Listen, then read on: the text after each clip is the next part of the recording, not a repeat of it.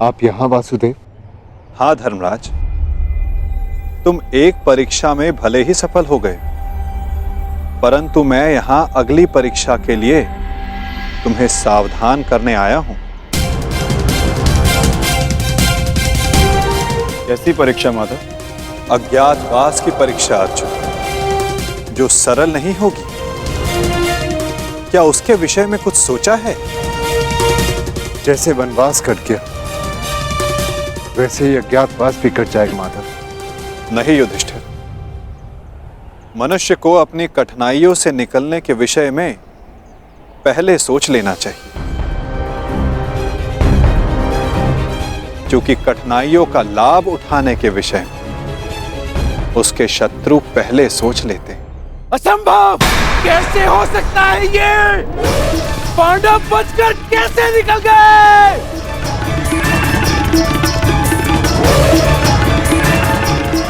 दिग्विजय प्राप्त कर ली, चारों दिशाएं जीत ली, परंतु हर बार पांडवों से क्यों हार जाते हो तुम? इतने सैनिक साथ थे, शकुनी तुम भी थे, फिर कैसे असफल हुए? कैसे?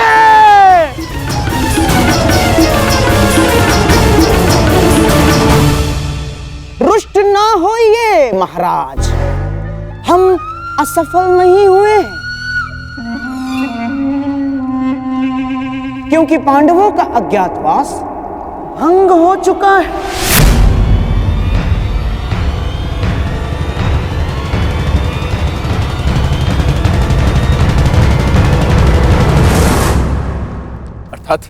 अर्थात ये महाराज कि अंगराज कर्ण ने पांडवों को अज्ञातवास में देखा था।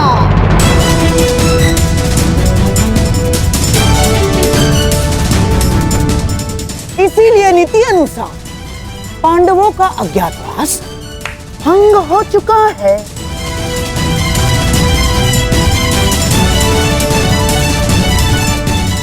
है ना कर्ण? क्या ये सत्य है कर्ण? तुमने पांडवों को देखा था?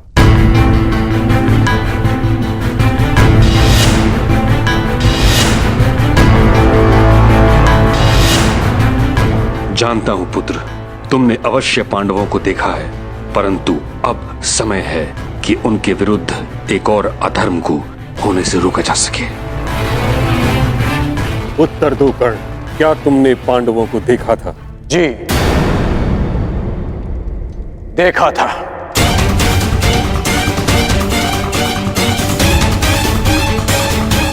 क्या तुम्हारी बात का सत्यापन करने के लिए कोई साक्ष्य है? नहीं। ऐसा क्यों? जब तक सैनिक वहां पहुंचे, पांडव वहां से जा चुके थे और मैंने गांधार राज और युवराज को बताया था कि पांडव मेरे समक्ष खड़े हैं, परंतु उन्होंने मेरी बात का विश्वास नहीं किया और दूसरी ओर चले गए। गांधार राज, अज्ञातवास के नियमों के अनुसार साक्ष्य को कुरुकुल के किसी सदस्य का समर्थन होना चाहिए। अंगराज के साक्ष्य होने पर किसका समर्थन है उन्हें?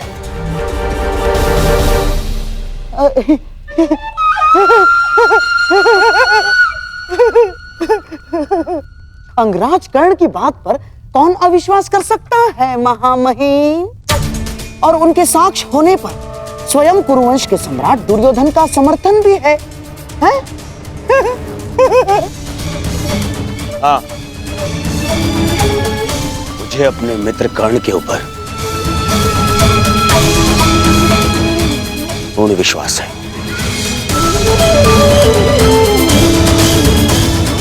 मैं समर्थन करता हूं कि कर्ण ने पांडवों को अज्ञातवास में देखा है।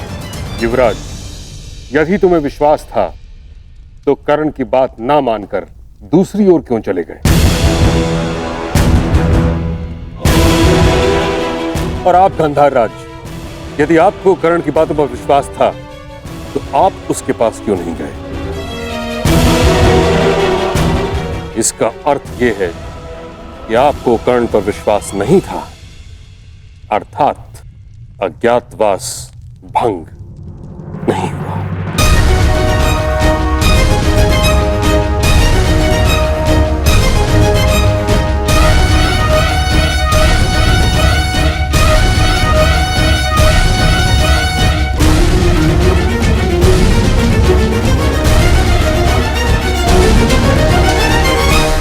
परंतु प्रश्न ये उठता है ताच्छरी कि अब किया क्या जाए।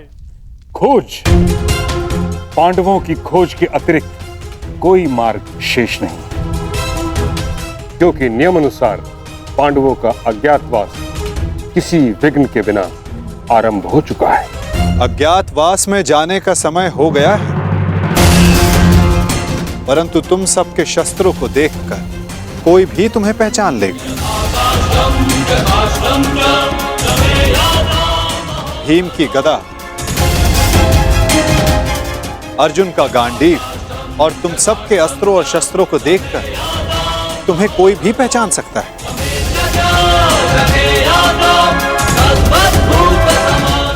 इसीलिए जाने से पूर्व इन्हें छिपा देना आवश्यक है। परंतु कहां माधव? यदि किसी ने यह शस्त्र ढूंढ लिए तो कोई भी स्थान सुरक्षित नहीं है।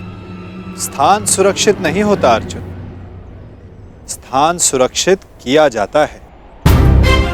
मैं समझा नहीं माधव। अपने अस्त्रों और शस्त्रों को नीचे रखो।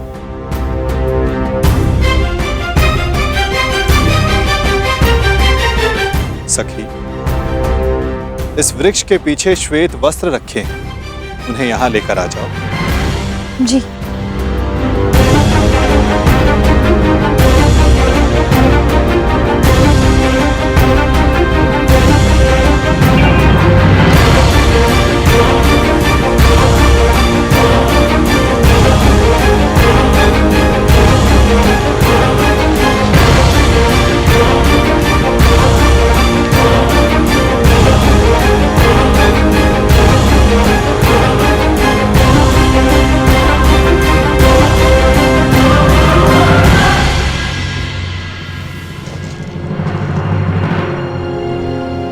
अब जो भी इसे देखेगा उसे यह प्रतीत होगा कि यह एक मृत शरीर है। कुछ लोग भय के कारण तो कुछ लोग घृणा के कारण यहां नहीं आएंगे।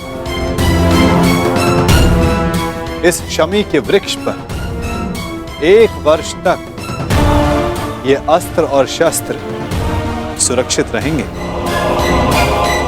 परंतु अब सबसे महत्वपूर्ण प्रश्न ये खड़ा होता है कि अज्ञातवास में जाओगे कहां?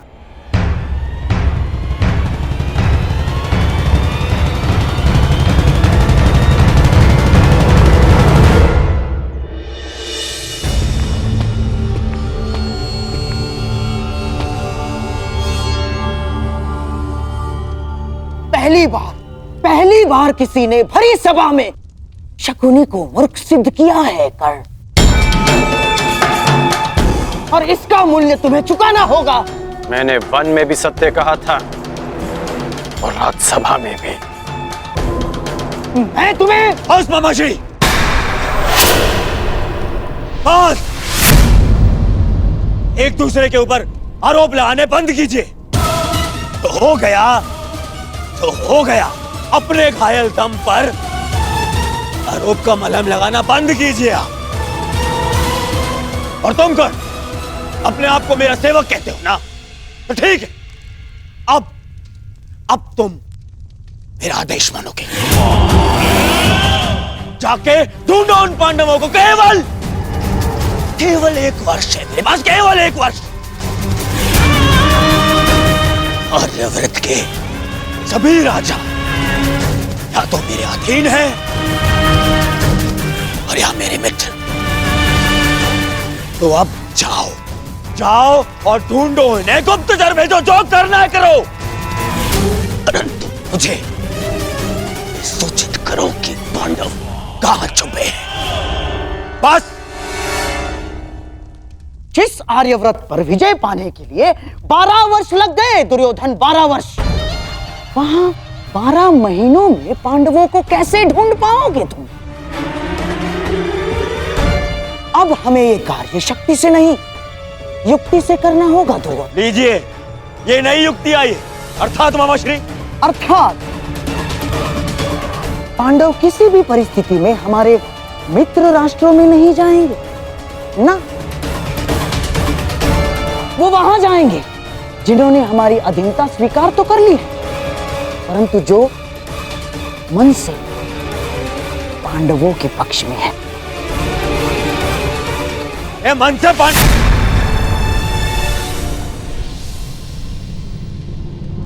द्वारका। दुर्योधन को लगेगा कि तुम सब द्वारिका में छिपे हो, इसलिए वो अपने गुप्तचर द्वारिका और तुम्हारे मित्र राजाओं के यहाँ भेजेगा। और यदि वो कहीं असावधान होगा तो केवल उस स्थान पर जहां स्वयं उसके मित्र हैं। क्योंकि मनुष्य अपनी खोई हुई वस्तु कभी अपने ही आंचल में नहीं ढूंढता। मैं समझा नहीं, आपका संकेत क्या है वासुदेव? तुम विराट नगर जाओ युधिष्ठिर। विराट नगर के राजा केवल नाम के राजा हैं और वहां पर शासन रानी सुदेशना के भाई कीचक का चलता है। और कीचक दुर्योधन का सबसे परम मित्र है, इसलिए दुर्योधन कभी सोच ही नहीं पाएगा कि तुम सब वहां छिपे। सूर्य भले ही मेघों में छिपा हो, परंतु उसका तेज बाहर आ ही जाता है। ठीक उसी प्रकार मनुष्य भी प्रकृति से भिन्न व्यवहार नहीं कर सकता दुर्योधन, ना?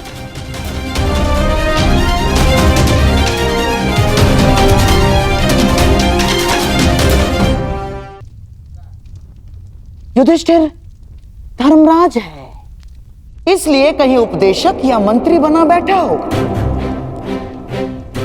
इस बार तुम्हें अपनी प्रकृति से भिन्न व्यवहार करना होगा युधिष्ठिर। तुम कंक के नाम से राजा विराट से मिलोगे और तुम वो कार्य करोगे जो तुम जीवन में कभी नहीं करना चाहते। तुम राजा विराट के साथ चौसर खेलोगे।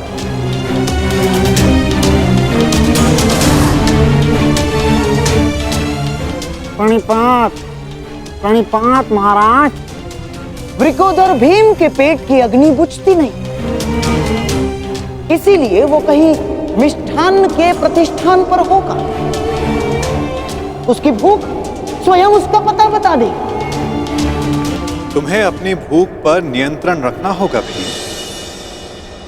तुम वल्लभ बनकर विराट की भोजनशाला में काम करोगे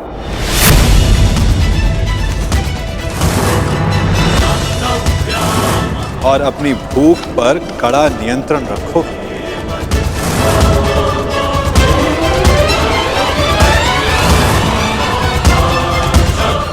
और अर्जुन,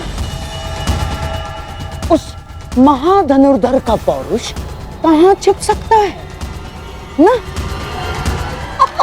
वो कहीं होगा सैनिक के वेश में अपना पौरुषत्व दिखाएगा।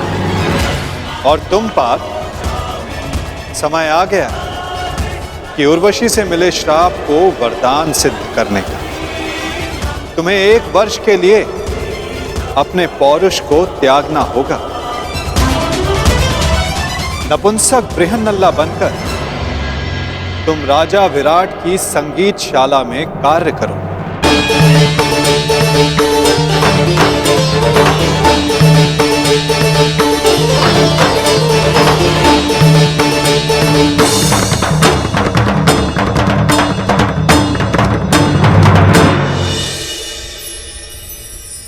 अति उत्तम बृहन्नला,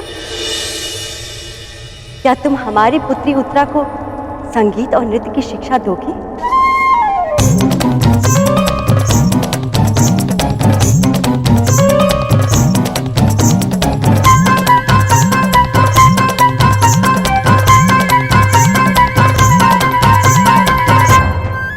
अवश्य महारानी, मैं आपकी अपेक्षाओं पर खरी उतरूंगी।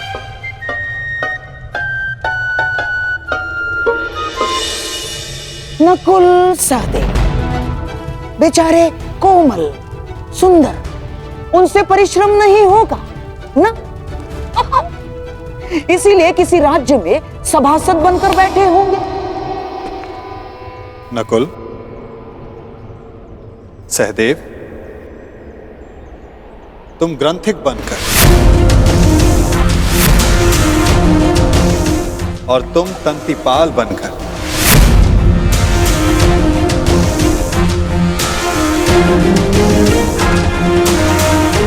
विराट नगर की गौशाला और अश्वशाला में कार्य करो।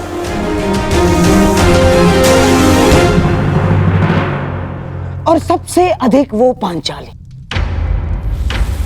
उसका तेज, उसकी आंखों की ज्वाला कहां किसी से छुप सकती है दुर्योधन। और तुम सखी, तुम्हें अपना दर्प छिपाने के लिए सबके समक्ष घूंघट में रहना होगा। दासी सैरंधरी बन,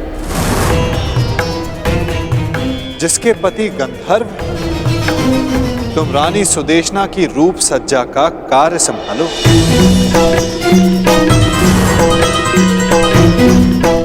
सायरंदरी, ये तो अति उत्तम है कि तुम सदा घूंघट में ही रहोगी, क्योंकि हम नहीं चाहते कि तुम्हारा रूप देखकर विराट राज्य तुम्हारे वश में हो।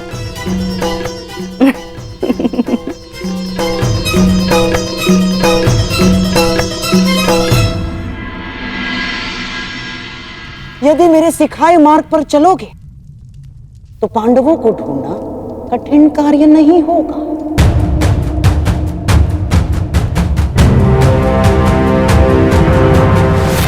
भूल कर रहे हो गांधार राज, पांडव पकड़ में नहीं आएंगे, क्योंकि वो वासुदेव के दिखाए मार्ग पर चल रहे हैं।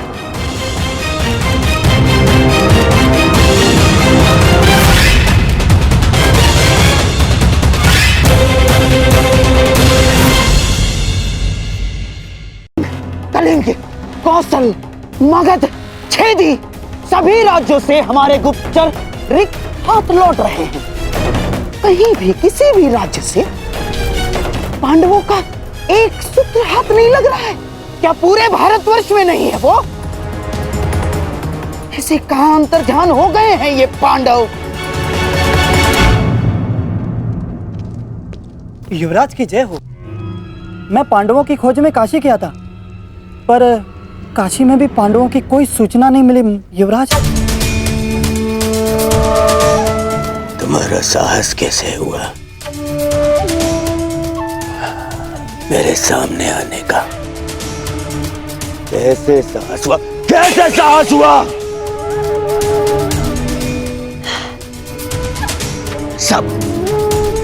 सब मेरी असफलता का संदेश देने क्यों चले आते हैं? क्यों? और तुम्हें तो मैं शिवराज, ये गुप्तचर है, केवल अपना कार्य पूर्ण कर रहा है। इससे मैं शांत हो जाइए शिवराज, शांत हो जाइए। अरे कैसे शांत हो जाऊं? 10 माह बीत चुके हैं, 10 माह बीत चुके हैं अज्ञातवास को। केवल 2 माह शेष हैं, 60 दिन। अब तक उन पांडवों की सूचना नहीं मिली तो आगे क्या मिलेगी? और तुम अब तक यहीं खड़े हो। इससे पहले कि मैं तुम्हारा वध कर दूं, चले जाओ यहां से, जाओ।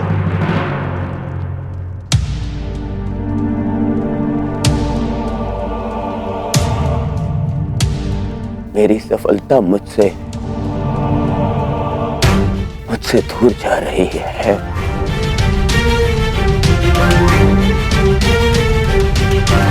और मेरा मित्र तो मुझसे पहले ही दूर जा चुका है।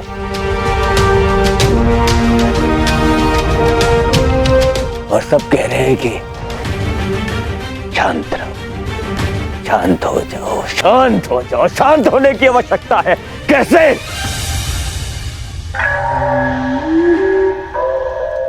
शांत होने की कोई आवश्यकता नहीं है दुर्योधन, क्योंकि मनुष्य का क्रोध ही उसके लक्ष्य प्राप्ति के लिए उसका उत्साह बढ़ाता है। परंतु हाँ, क्रोध ही दोधारी तलवार है दुर्योधन। नियंत्रण में रहे तो शत्रु का नाश कर सकती है, और यदि अनियंत्रित हो तो स्वयं को घायल कर सकती है। इसलिए तुम्हारी यह क्रोध शक्ति पांडवों को ढूंढने में लगाओ। और कहा मामा जी, कहां ढूंढे उन पांडवों को? हर ग्राम, हर नगर ढूंढ लिया, जहां संभावना थी वो हर राज्य ढूंढ लिया, परंतु वो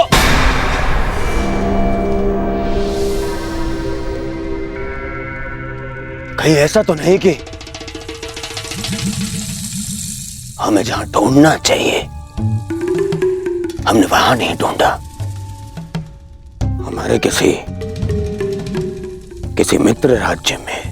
हाँ दुर्योधन, हर जगह तो नहीं ढूंढा है हमने पांडवों को।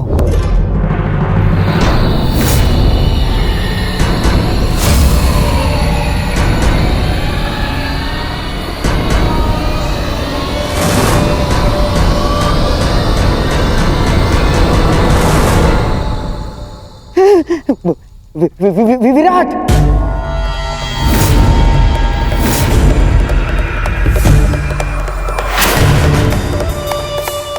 विराट में ढूंढना शेष है।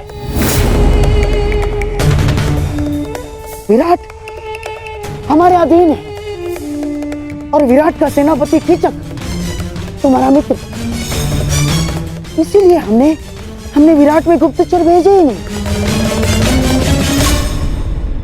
और अवश्य पांडव यही सोचकर विराट नगर में होंगे कि हम उन्हें वहां ढूंढेंगे ही नहीं।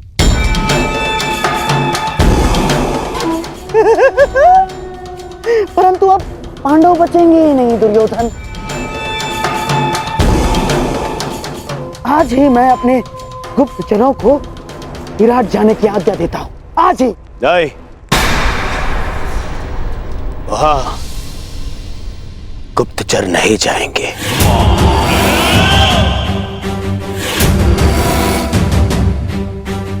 वहां हम स्वयं जाएंगे, और फिर पितामह को बोलने का अवसर भी नहीं मिलेगा, क्योंकि इस बार उन पांडवों का अज्ञातवास टूटने का साक्षी मैं स्वयं रहूंगा।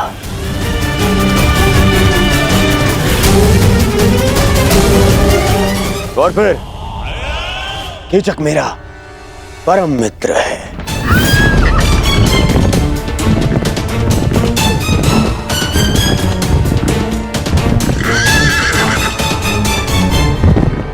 वो अवश्य मेरी सहायता करेगा।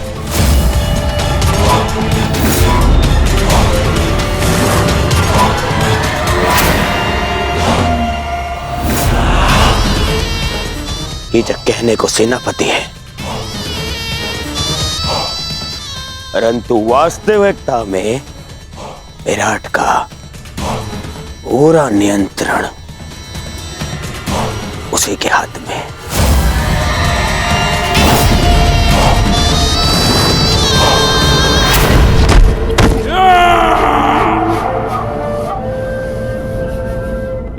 और जब तक वो पांडव नहीं मिल जाते,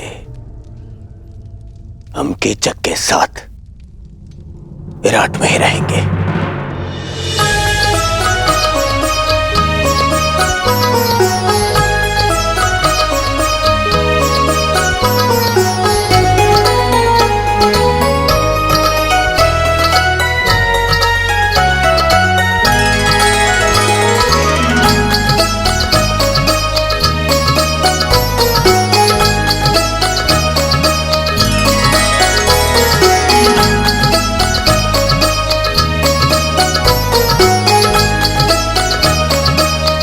नृत्य का अभ्यास हो रहा है भांजी उत्तरा।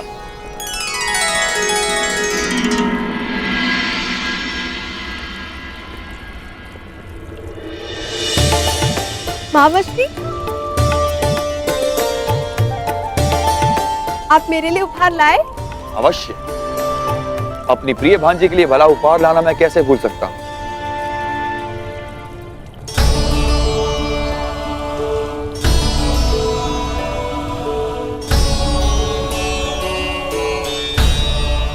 ये क्या मावश्री, फिर से वस्त्र? ये कोई साधारण वस्त्र नहीं है उत्तरा। कलिंग राज्य का सबसे श्रेष्ठ वस्त्राकार के हाथों का बुना मलमल है। जब आपको मेरे मनचाहे वस्त्र लाने ही नहीं होते हैं तो आप पूछते ही क्यों है कि क्या मंगाना है? आप भूल गए मैंने आपसे घुंघरू मंगवाए थे। मेरी प्रिय भांजी उत्तरा, शीघ्र ही तुम्हें किसी बड़े राज्य की महारानी बनना है।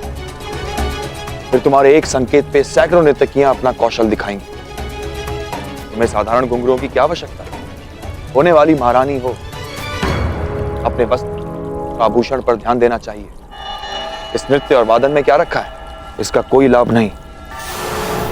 क्षमा चाहती हूँ सेनापति महोदय,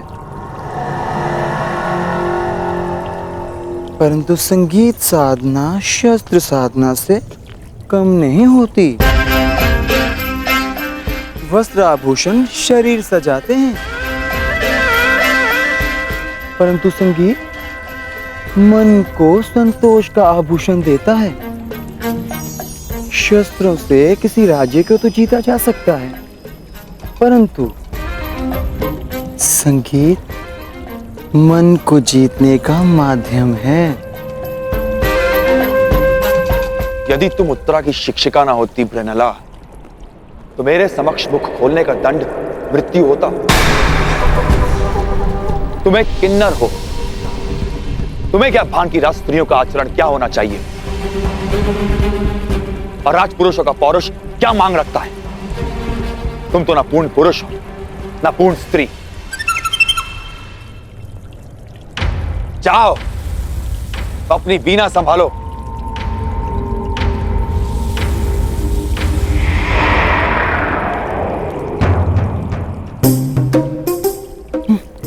चलिए राजकुमारी, अभ्यास पुनः प्रारंभ करते हैं।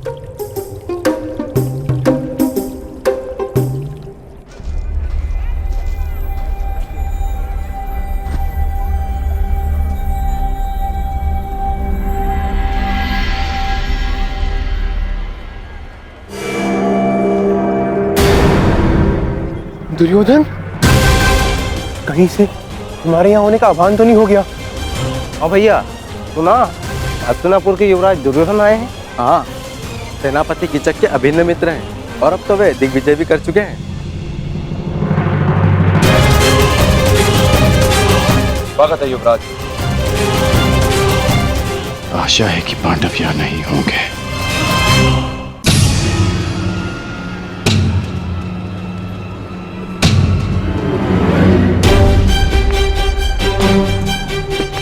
मुझे बाकियों को भी जाकर सावधान करना होगा। कदाचित दुर्योधन को सूचना मिल चुकी है कि हम यहाँ पर हैं। राजमहल की ओर बढ़ रहे हैं, अर्थात भ्राता युधिष्ठिर संकट में है। सर्वप्रथम मुझे उन्हें जाकर सावधान करना होगा।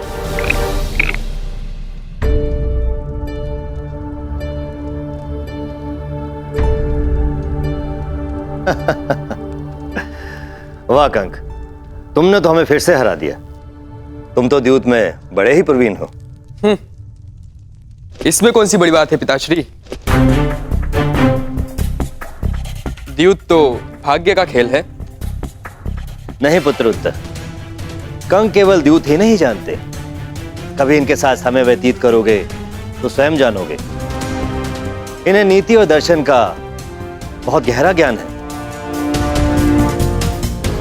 कंक, कभी कभी राजकुमार उत्तर को भी तनिक ज्ञान दिया करो। मुझे उसकी कोई आवश्यकता नहीं, और वैसे भी राजकुमारों के लिए शस्त्र ज्ञान अधिक होता है, और जो कि मुझे मेरे मामा श्री कीचक भलीभांति सिखा रहे हैं। आप जानते हैं कंक महोदय, मेरे मामा श्री युद्ध में अपराजय हैं। उनकी तुलना महाबली भीष्म, बलराम और महाबलशाली भीम से की जाती है। देखना, मैं भी एक दिन उन्हीं की तरह बलशाली बनूंगा। नहीं राजकुमार उत्तर, एक महान राजा बनने के लिए बल से अधिक नीति और न्याय का ज्ञान होना अति आवश्यक है। प्रजा को कैसे सुखी रखना है, ऐसी भावना अधिक आवश्यक है। परंतु पिताश्री, बिना बल के प्रजा की रक्षा कैसे की जा सकती है? प्रणिपात महाराज, कुमार के धनुर्अभ्यास का समय हो गया है।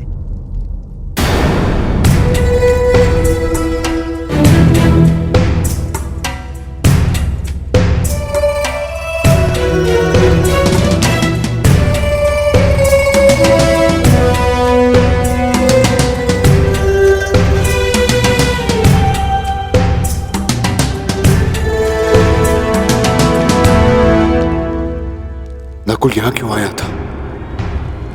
अवश्य कि वो कुछ विशेष बात करना चाहता है। मुझे उत्तर को लेकर बहुत चिंता है कंक।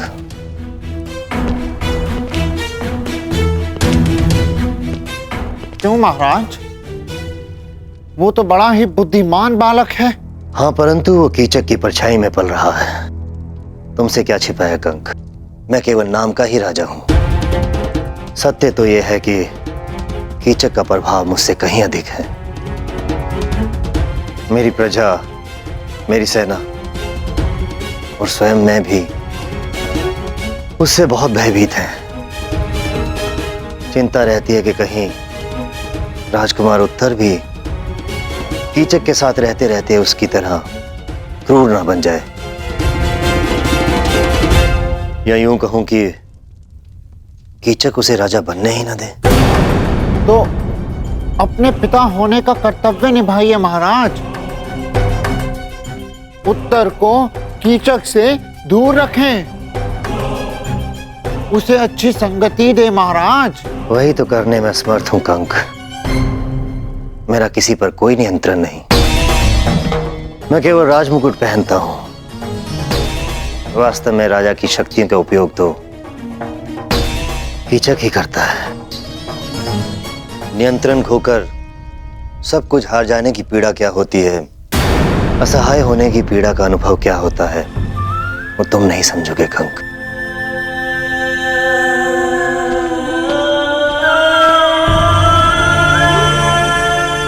जी महाराज।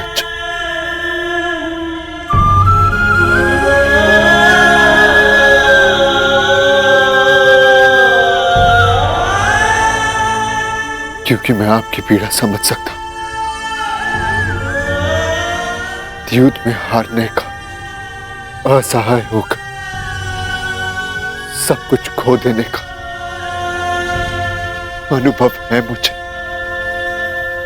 सायरंदरी, आज तक कितनी ही सेविकाएं आई हमारे पास, परंतु किसी में भी तुम्हारे जैसा कौशल नहीं।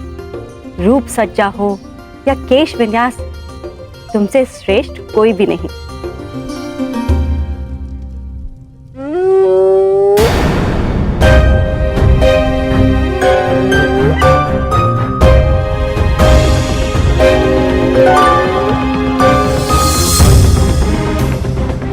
श्रृंगार पूर्ण हुआ महारानी, आज्ञा दीजिए, बहुत काम शेष है।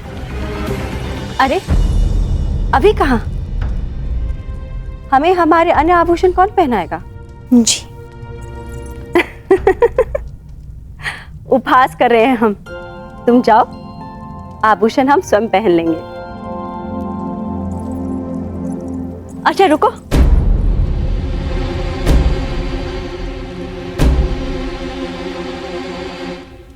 एक बात बताओ।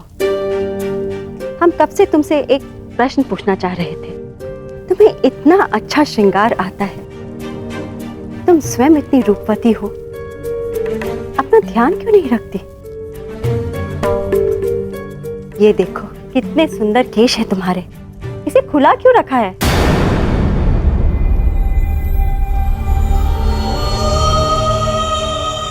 मेरे खुले केश आप पांचों को मेरे अपमान का स्मरण दिलाते रहेंगे। क्योंकि मेरे खुले केश किसी प्रतिज्ञा से बंधे हैं महारानी।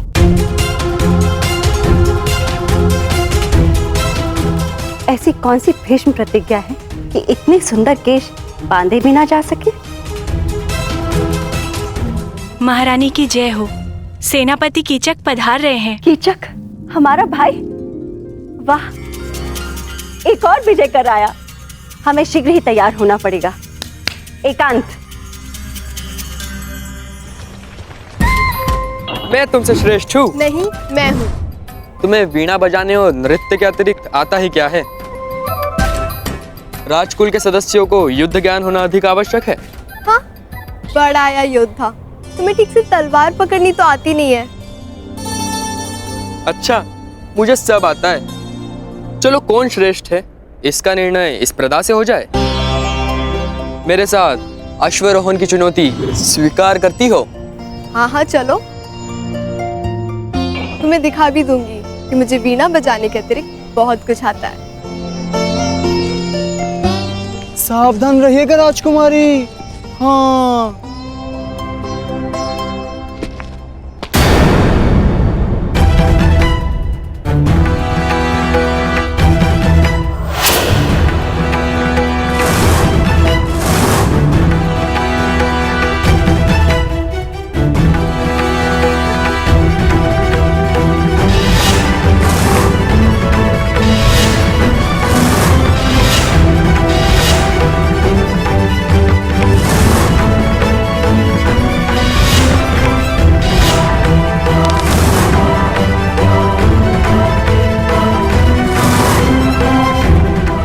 स्त्री कौन है? इसके हाव भाव क्यों मुझे किसी का स्मरण करा रहे हैं,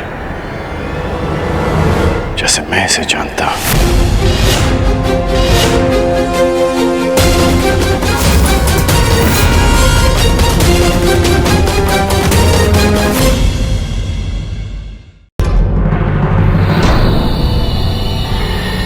ये स्त्री कौन है? इसके हाव भाव क्यों मुझे किसी का स्मरण करा रहे हैं,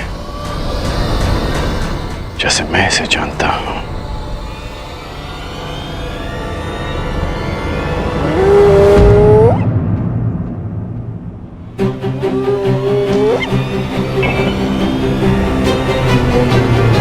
कर्ण,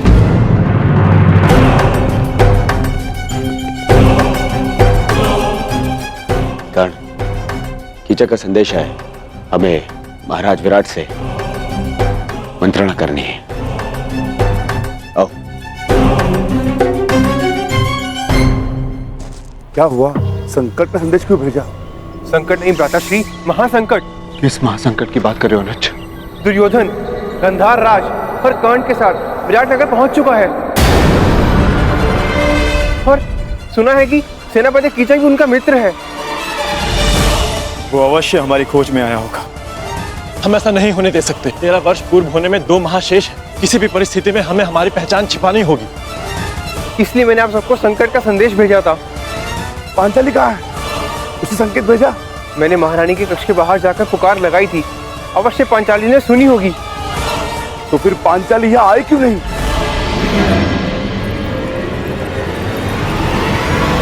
सैरंद्री, राज्यसभा में कुछ अतिथि आए हैं।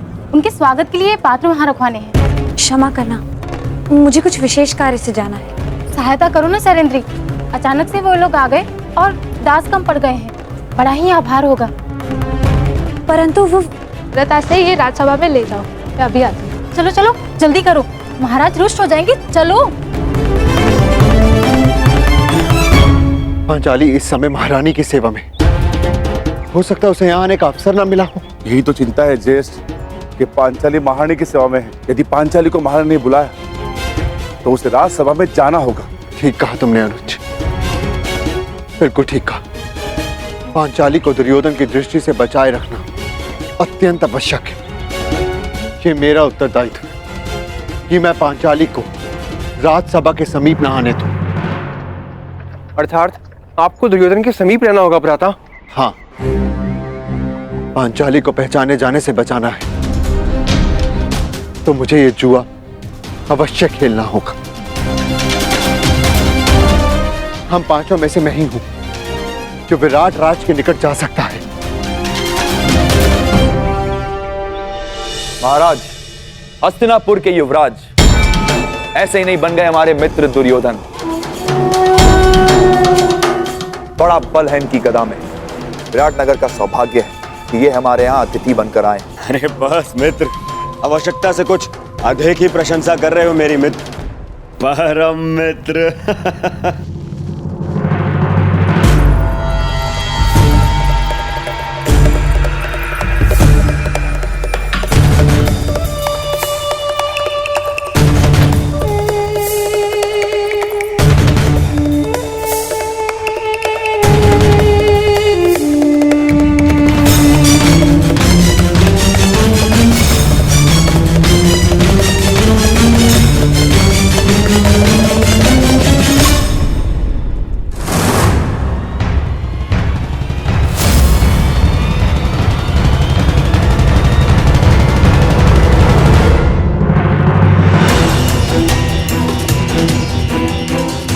कहाँ जा रहे हो भीम? राजसभा में आपके साथ ज्येष्ठ। नहीं भीम, तुम सदा अति चिंतित और अति उत्साही हो जाते हो और ये दोनों ही अवस्था हमारे लिए घातक है। यदि पांचाली राजसभा में तो उसकी सुरक्षा का उत्तरदायित्व मेरा है भीम। तुम बस सतर्क रहो। जाओ, जाकर रसोई घर में मेरे लौटने की प्रतीक्षा कर। मैं वहां पर पहुंचता हूं। बस सावधान रहना, सावधान। ज्येष्ठ, सदा प्रतीक्षा ही तो करता रहा हूं मैं। हस्तिनापुर की राजसभा में आपके विजय की प्रतीक्षा करता रहा। परिणाम क्या निकला आप स्वयं जानते हैं। मैं अपनी भूल स्वीकारता हूं भी, परंतु कभी कभी आक्रामक होने के स्थान पर पीछे हट जाना ही श्रेयस्कर होता है भीम। हस्तिनापुर की राजसभा में जो कुछ हुआ उसके प्रतिकार के लिए लगभग 13 वर्ष हमने कष्ट सहे हैं भीम, और पांचाली ने भी। यदि तुम इस समय दुर्योधन के समक्ष प्रस्तुत हुए तो हमारी 13 वर्षों की तपस्या भंग हो जाएगी भीम। हमने प्रतिज्ञा ली, हमें हमारी प्रतिज्ञा पूर्ण करनी है। तुम चिंता मत करो, मैं सब कुछ संभाल लूंगा भीम। मुझे आप पर विश्वास है ज्येष्ठ। मैं अवश्य प्रतीक्षा करूंगा, परंतु इस बार मैं शांत नहीं रहूंगा। यदि दुर्योधन ने कोई भी कुचक्र रचा तो शपथ है अपनी प्रतिज्ञा की, भीम प्रस्तुत होगा, चाहे फिर से 12 वर्ष का वनवास क्यों ना भुगतना पड़े।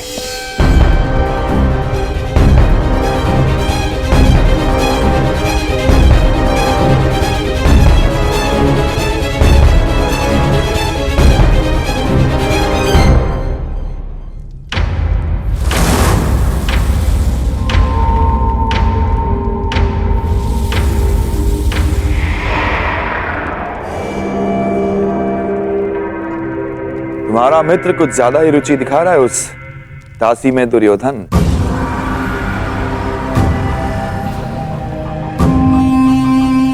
यदि ऐसा है तो युवराज के लिए इससे अधिक प्रसन्नता की बात क्या हो सकती है सेनापति कीचक। और वैसे भी अंगराज कर्ण अपने वचन के साथ साथ किसी व्यसन में भी रुचि रख रहे हैं। अच्छा है,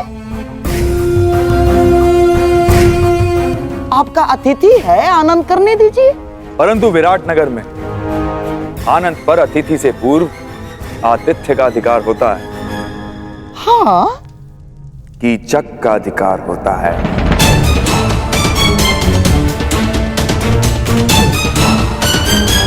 है ना राजा? दासी, तुम पहले हमारे समक्ष आओ।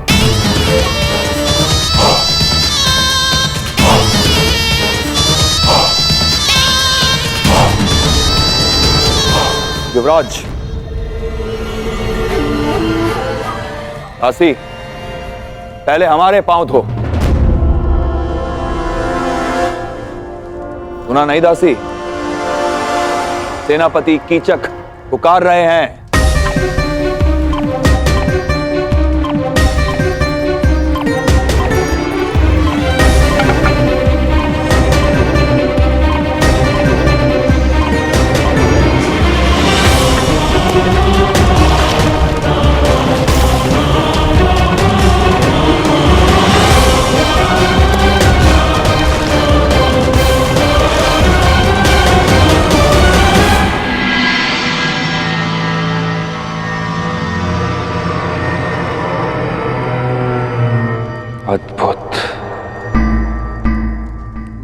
मेरे राज्य में इतना सुंदर भोग्य है और मुझे ज्ञात ही नहीं।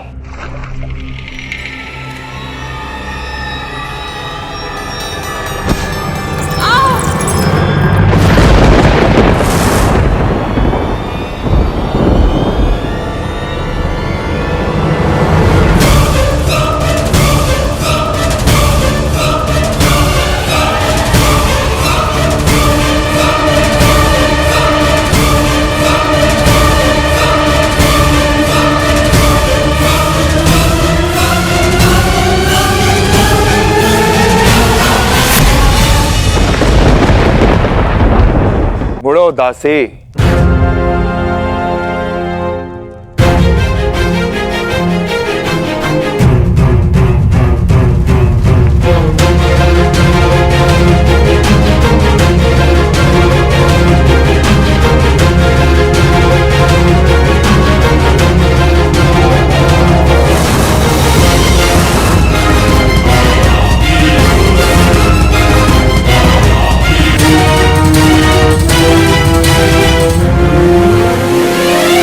नहीं देवी,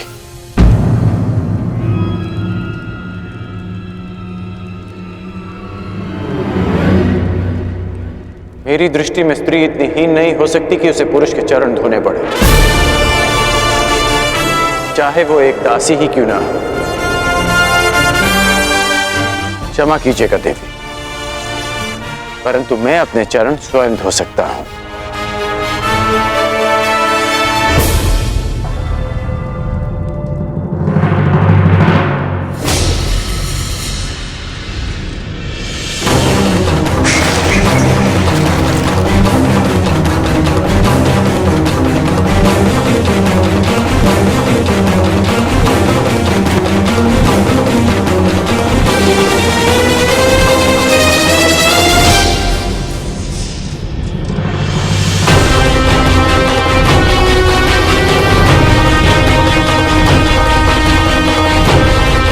इतनी शीघ्रता भी क्या है सुंदरी?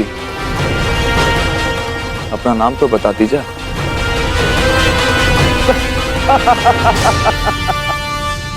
मित्र कीचक, तुम्हारा दुस्साहस बहुत मनोरंजक है।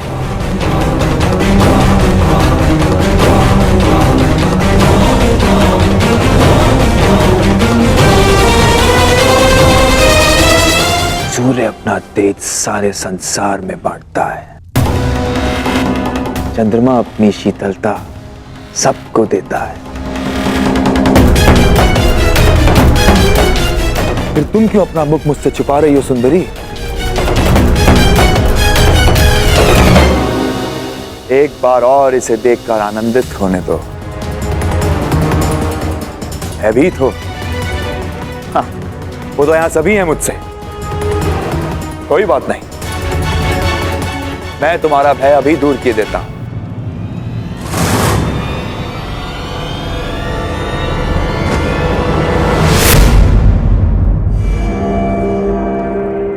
ओहो, विरोध करना भी जानती हो? अच्छा है, विरोध करना सुंदरियों का एक गुण है, मुझे अच्छा लगा।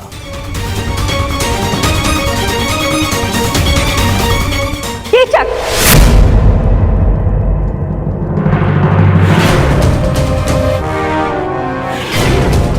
साइरंदरी हमारी सेवा में है और सुरक्षा में भी।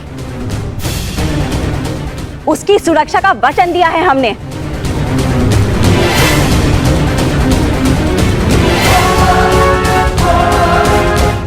साइरंदरी अच्छा नाम है। जाओ साइरंदरी।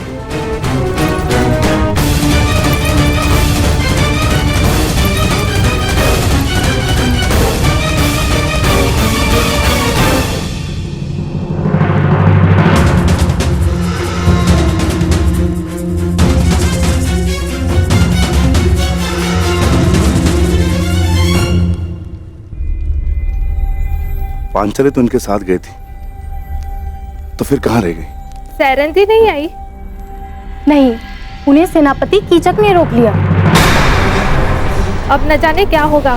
सेनापति कीचक की दृष्टि जिस स्त्री पर पड़ती है उसे वो मैला करके ही छोड़ता है। क्षमा करना ज्येष्ठ, परंतु अब मैं अपना वचन नहीं निभा पाऊंगा।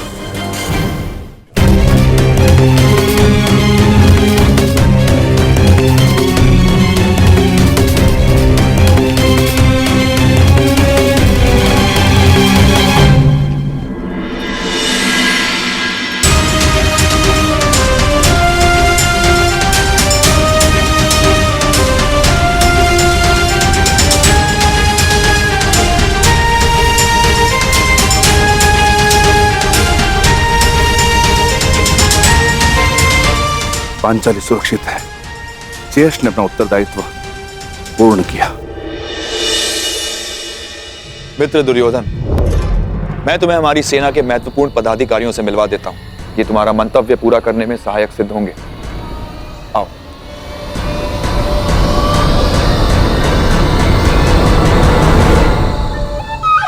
अंगराज, आप कृपया बाहर प्रतीक्षा कीजिए।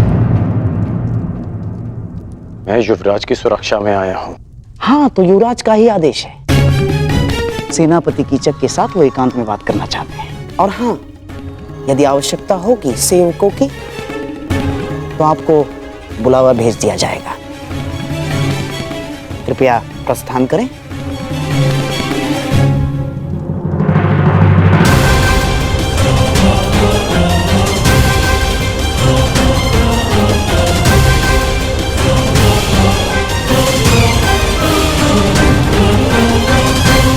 मित्र,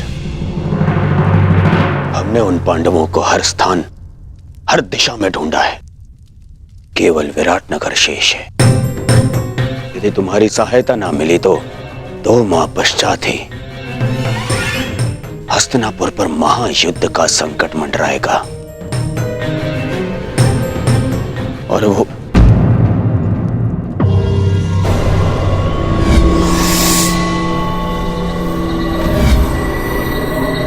मित्र, कहां खोए हुए हो? तुम सुन रहे हो ना? हाँ हाँ, कहो मित्र। तो सुनो, केवल ये विराट नगर है जहां हमने हमारे गुप्तचरों को नहीं भेजा है। और हमें संदेह है कि वो पांडव यहीं विराट नगर में छुपे हैं। अब मैं तुम्हारी सहायता से उन पांडवों को ढूंढ निकालूंगा।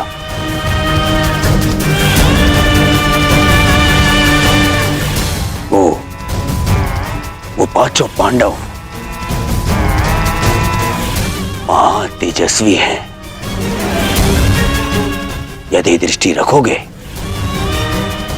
तो पहचान लोगे। और वो द्रौपदी का रूप तो किसी घूंघट में भी नहीं छुप सकता।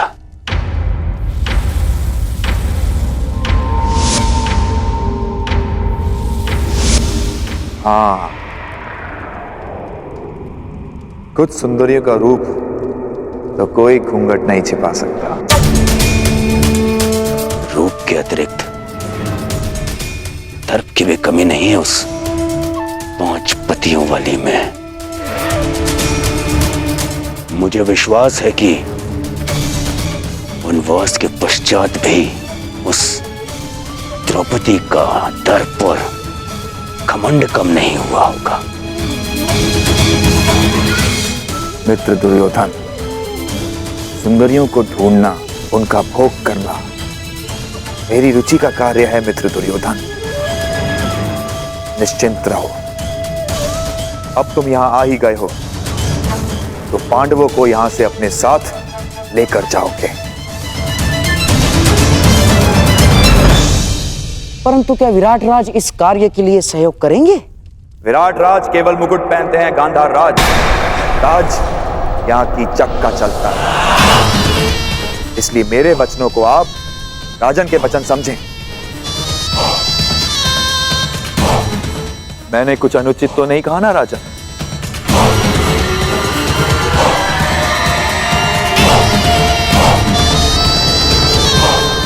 अब उस सुंदरी को ढूंढने का कार्य मैं पूर्ण करूंगा।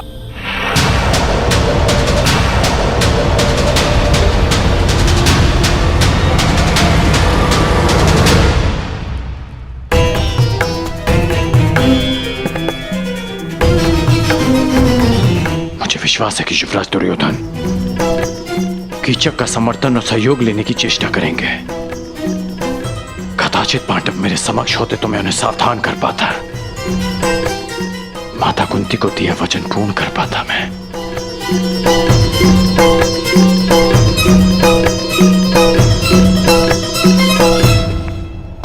समझ में नहीं आता कि दुर्योधन यहां आया क्यों है।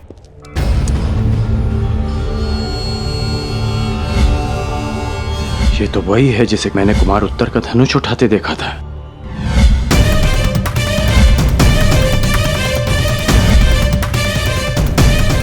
ये इस बात ही छिपकर किससे और क्यों बात कर रही है? क्यों हर बार मुझे अनुभव होता है कि मैं इसे जानता हूं।